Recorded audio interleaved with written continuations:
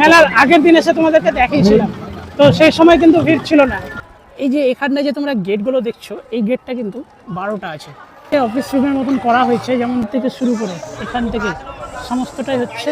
এই হচ্ছে গৌড়ের একটা ভাগ, সব সাধুগুলো আছে। এই যে এই রামকেলি মেলাতে কিন্তু সবাইকে এখানেই দেখা যায়।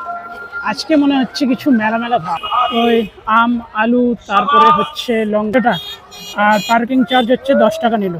আমার মাইক্রোফোনের চার্জ ছিল না বলে আমার আধা ঘন্টা লস হয়ে গেল। মানে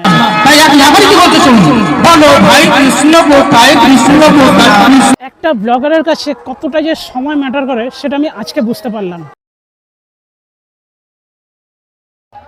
নমস্কার আমার দর্শক বন্ধুদের কাছে, আরও একবার আমি নিয়ে চলে আসলাম রামকেলি মেলার দ্বিতীয় পর্ব। আর এখন সময় ঠিক সকাল 10টা বাজতে 10 মিনিট বাকি। আজ হচ্ছে 16 জুন মঙ্গলবার, আর আজকের মালদার টেম্পারেচার 32 ডিগ্রি আর ফিল লাইট 40 ডিগ্রি। আর আজকে হচ্ছে তোমাদেরকে দেখাবো, সেই ঘাটের দর্শন করাবো, আর অবশ্য তোমাদের কাছে সেই মেলার পুনরায় দর্শন থাকবে, যে কেমন ভিড়, কেমন কি, আর এত যে সব দর্শক বন্ধুরা আসছে বা ভক্তরা আসছে তারা কোথায় কোথায় থাকছে। তো এখন আমি যেখানে আসলাম সেখানটায় হচ্ছে কৃষ্ণ ঠাকুরের সব ছোটবেলাকার কথা বলা হচ্ছে, মানে ছোট থেকে কিভাবে কি ছিল বা কিভাবে লীলা করেছিল সেই জিনিসটা এখানটায় তুলে ধরা হচ্ছে। তো চলো একটু এখানটায় দেখা যাক। আর সব ভক্তরা কিন্তু এখানটায় বসে আছে। আরেকটা জিনিস তোমাদেরকে দেখাবো, এই যে এখানে কিন্তু রান্না করার কাজ চলছে। আমি যদি তোমাদেরকে এদিকটাতে যদি নিয়ে আসি তাহলে দেখতে পাবে, এই যে এখানে হচ্ছে ওই আম, আলু, তারপরে হচ্ছে লঙ্কা, এই সমস্ত কিছু কাটা হচ্ছে, ডাঁটা পাঠা এই সমস্ত কিছু কাটা হচ্ছে। আর এখানে হচ্ছে সেবার জন্য রান্না করা হবে, ঠিক আছে। তো এই জায়গাটা হচ্ছে যে এরকমভাবে ব্যারিকেড দিয়ে দিয়েছে, ঠিক আছে। এই পাশ দিক দিয়ে হচ্ছে যাওয়ার আর ওই পাশ দিক দিয়ে হচ্ছে আসার। এবার হচ্ছে আমার সাইকেলটাকে পার্কিং করতে হবে। পার্কিং করার জন্য যেতে হবে হচ্ছে পার্কিং লটে। তো আমার সাইকেল হচ্ছে পার্কিং হয়ে গেছে, এটা হচ্ছে আমার পার্কিংয়ের যে টিকিট সেটা, আর পার্কিং চার্জ হচ্ছে 10 টাকা নিল। আর এই যে এখান থেকে এবার ভিড়টা দেখো কেমন হয়ে আছে, মানে দারুণ ভিড় আছে। এখনও কিন্তু মোটামুটি বেশ কয়েকদিন থাকবে, মানে এবার হচ্ছে আর 3 দিনের মেলা না, শুনেছি নাকি 3 দিনের এবার বেশি হবে। তো আমি হচ্ছে ঢুকে গেছি ভেতরে, আর ভিড়টা দেখো ভেতরে, আজকে মনে হচ্ছে কিছু মেলা মেলা ভাব। তো এখানে আসলেই কিন্তু সমস্ত হচ্ছে যে তোমার সাধু সন্ন্যাসী যারা আছে তাদের কিন্তু এখানে তোমরা দর্শন পাবে। মানে এখানটা সব এই রকম ধরনের সব হচ্ছে মূর্তি তোমরা পেয়ে যাবে। তোমাদেরকে যদি দেখায়, বুদ্ধদেব থেকে শুরু করে শ্রীকৃষ্ণ, বাবা ভোলেনাথ, গণেশ, সমস্তটাই কিন্তু তোমরা এখানটায় পেয়ে যাচ্ছ। সেদিন প্রথম দিন এসেছিলাম সেদিনের তুলনায় আজকে কিন্তু মনে হচ্ছে যে না, আমি আজকে মেলাতে প্রবেশ করেছি। কারণ সেই দিনটা ছিল হচ্ছে মেলার আগের দিন এসে তোমাদেরকে দেখিয়েছিলাম, তো সেই সময় কিন্তু ভিড় ছিল না। আর আজকে বাপরে বাপ যা ভিড় আছে। তো এখন হচ্ছে আমি আসলাম আরও একটা মন্দিরে, ইস্কন মন্দিরে। চলো একবার এখানকার যে দৃশ্য, যে ভিউ, সেটা হচ্ছে তোমাদেরকে দেখানো যাক। এই যে এখানেও কিন্তু সমস্ত যারা ভক্ত আছে তারা কিন্তু এখানটা বিশ্রাম করছে। আজকে হয়তো এরা ব্যাক চলে যাবে, কারণ মেন পুজো হয়ে গেছে। আর আগামীকাল অবধি থাকছে বাউল, মানে জমজমাট থাকছে আগামীকাল অবধি। আর মেলা থাকছে টোটাল এখনও আরও 5 দিন, শুধু মেলা থাকবে, বাউল কিন্তু থাকবে না। তো তোমরা যদি ঘুরতে আসতে চাও তাহলে কিন্তু এই আগামীকালের মধ্যে তোমাদেরকে আসতে হবে।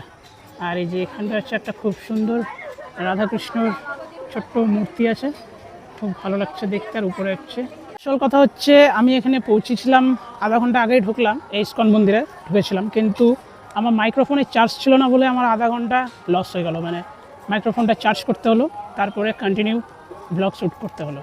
তো এবার চলো আমার যেটা মেন ডেস্টিনেশন সেখানে যাওয়া যাক।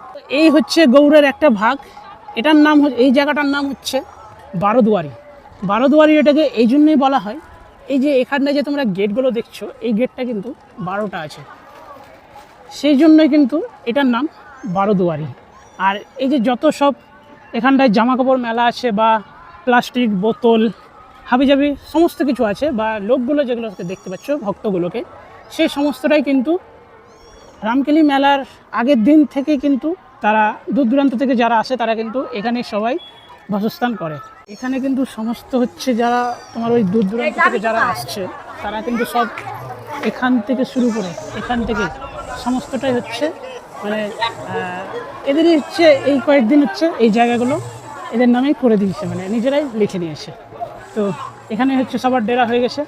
দেখো বিভিন্ন জায়গাতে কিন্তু এরা এখানটাই বাসস্থান করছে শুধু এই কয়েকদিনের জন্যই। আর যখন কালকের পর থেকে হয়তো রামকেলি মেলাতে বেশি ভিড় থাকবে না, তখন কিন্তু এদেরকেও আর বেশি দেখা যাবে না। একটা ব্লগারের কাছে কতটা যে সময় ম্যাটার করে সেটা আমি আজকে বুঝতে পারলাম না। আমার কাছে তো সময় আগাগোড়া ম্যাটার করতো, কিন্তু আজকে ব্লগিং টাইমে এসে মানে ব্লগিং রানিং চলছে তখন হচ্ছে আমার মাইক্রোফোনের চার্জটা শেষ। সেই মাইক্রোফোনের চার্জটা করতে করতে হচ্ছে আমার আধা ঘন্টার মতন সময় গেল। সে আমি আধা ঘন্টা ব্লগে পিছিয়ে গেলাম। এবার হচ্ছে আমার কাছে কথা যে সময় আমার কাছে আধা ঘন্টা কমে গেছে, কিন্তু দেখানোর মতন জিনিস এখনও অনেক আছে। তো দেখা যাক তোমাদেরকে কতটা দেখাতে পারি আর কতটা কম সময়ের মধ্যে আমি আমার ভিডিওটা কমপ্লিট করতে পারি। এই হলো শ্রী চৈতন্য মহাপ্রভু। আর এবার যেতে হবে আমাদেরকে আমাকে ভেতরের দিকে। ভিড় দেখো এখানে।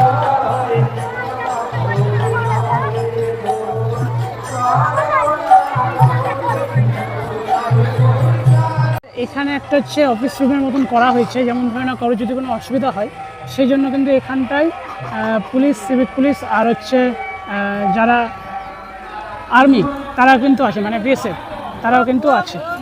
আর এই যে এখান থেকে হচ্ছে আমাদেরকে যেতে হবে।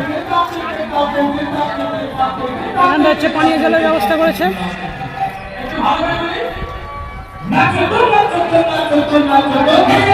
এই হচ্ছে ভিতরের দৃশ্য। আজকে নাম হয় সেখানে তো গোবিন্দ বিরাজমান। তাই আপনি আবার কি বলতে শুনুন, বলো ভাই কৃষ্ণ কোথায়, কৃষ্ণ কোথায়, কৃষ্ণ কোথায়, কৃষ্ণ কৃষ্ণ বিধান বলতে কৃষ্ণ। তো দেখালাম আগের পর্বতে যতটা না দেখিয়েছি এই পর্বতে তার থেকে বেশি দেখিয়েছি আমার মনে হচ্ছে, কিন্তু যেটা দেখাতে পারলাম না, যেটা বাকি থেকে গেল, সেটা হলো রূপ সনাতন মন্দির আর সেই ঘাট। তো সেটা হবে এর পরের পর্বতে তোমাদের কাছে তুলে ধরবো। আর এই ভিডিওটা যদি ভালো লেগে থাকে তাহলে অবশ্যই একটা লাইক করে দিও। যদি কেউ চ্যানেলে নতুন এসে থাকো তাহলে প্রথমে ভিডিওটা দেখবে, যদি ভালো লাগে তাহলে চ্যানেলটা সাবস্ক্রাইব করে পাশে থাকা বেল আইকনটা প্রেস করে দিও। আর তোমাদেরকে অসংখ্য অসংখ্য ধন্যবাদ, কারণ আমার প্রথম ভিডিওটাতে মানে রামকেলি মেলার প্রথম যে পর্বটা, সেই পর্বটাতে তোমরা আমাকে খুব ভালোবাসা দিয়েছো, খুব সাপোর্ট দিয়েছো। আর একজন মানে আমার একটা দর্শক বন্ধুর মধ্যে একজন কমেন্ট করেছিল, সে বলেছে দাদা আমি এইটার হচ্ছে ইউটিউবের লাইভ দেখতে চাই। তো দেখো আমাদের তো লাইভ করা সম্ভব না, কারণ কপিরাইট পড়ে যাওয়ার ঝামেলা আছে। তো সেই জন্য আমাদেরকে কমিউনিটি গাইডলাইন মেনে কাজ করতে হয়। তো আর বেশি কথা বলবো না, দেখা হবে নতুন কোনো ভিডিওতে। ততক্ষণের জন্য বিরতি নেব। সবাই ভালো থেকো।